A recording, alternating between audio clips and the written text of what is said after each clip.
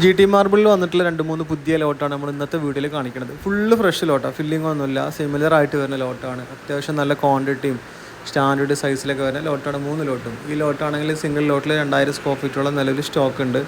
Size ആണെങ്കിൽ ഈ 6.5 അടിയോളം നീളം വരുന്നുണ്ട്, 3.5-3.25 അടിയോളം വീതി വരുന്ന ഒരു അടിപൊളി ലോട്ടാണ്. GT പൊതുവേ നല്ല പോളിഷിങ് കിട്ടും, അത്യാവശ്യം കുഴപ്പമില്ലാത്ത കല്ലിനാണ് GT. പിന്നെ ഒരു ആവറേജ് റേഞ്ചിൽ വരുന്ന കല്ലും കൂടിയാണ്. നമ്മൾ മുമ്പ് പറഞ്ഞ പോലെ തന്നെ വെള്ളം കയറുന്ന പ്രശ്നങ്ങൾ, അതുപോലെ കറ പിടിക്കുന്ന പ്രശ്നങ്ങൾ, ചളി പിടിക്കുന്ന പ്രശ്നങ്ങൾ, അങ്ങനത്തെ ടെൻഷനൊക്കെ ആലോചിച്ച് കണ്ട് മാർബിൾ എടുക്കാതിരിക്കാൻ ചിന്തിക്കുന്ന കസ്റ്റമേഴ്സിനൊക്കെ പറ്റിയ നല്ലൊരു ഓപ്ഷനാണ് GT, അതുപോലെ രാംപൂർ മാർബിൾ, അങ്ങനത്തെ മാർബിളൊക്കെ. അതുപോലെ വന്നിട്ടുള്ള വേറെ ലോട്ടാണ് നമ്മളിപ്പോൾ വീട്ടിൽ കാണുന്നത്. GT തന്നെ വന്നിട്ടുള്ളതാണ്, ഫ്രഷാണ് സാധനം, ഫില്ലിംഗ് ഒന്നുമില്ല, നല്ല സ്റ്റാൻഡേർഡ് സൈസ് ഉണ്ട്. 7 അടിയോളം നീളം വരുന്നുണ്ട്, 2100 സ്ക്വയർ ഫീറ്റോളം നിലവിൽ സിംഗിൾ ലോട്ടിൽ സ്റ്റോക്കും ഉണ്ട്. നല്ല രസമുള്ള ലോട്ടാണ്. വിരിച്ച് കഴിഞ്ഞ ഒരു യൂണിഫോമായി വരുമ്പോൾ നല്ല ഭംഗിയുണ്ടാവും ഈ ലോട്ടുകളൊക്കെ.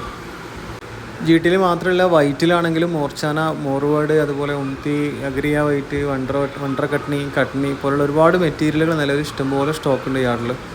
അതിൻ്റെ വീഡിയോസൊക്കെ വരും ദിവസങ്ങളായിട്ട് യൂട്യൂബിലുണ്ടാവും. അതറിയാൻ വേണ്ടിയിട്ട് നമ്മുടെ യൂട്യൂബ് ചാനൽ സബ്സ്ക്രൈബ് ചെയ്ത് വെച്ചാൽ നിങ്ങൾക്ക് അറിയാൻ പറ്റും.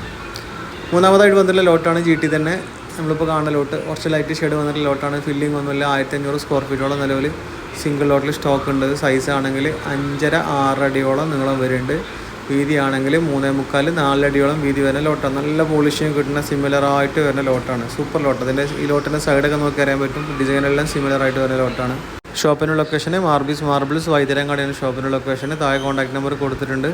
കൂടുതൽ വിവരങ്ങൾ അറിയാൻ വേണ്ടി ആ നമ്പറിൽ കോൺടാക്ട് ചെയ്താൽ അറിയാൻ പറ്റും.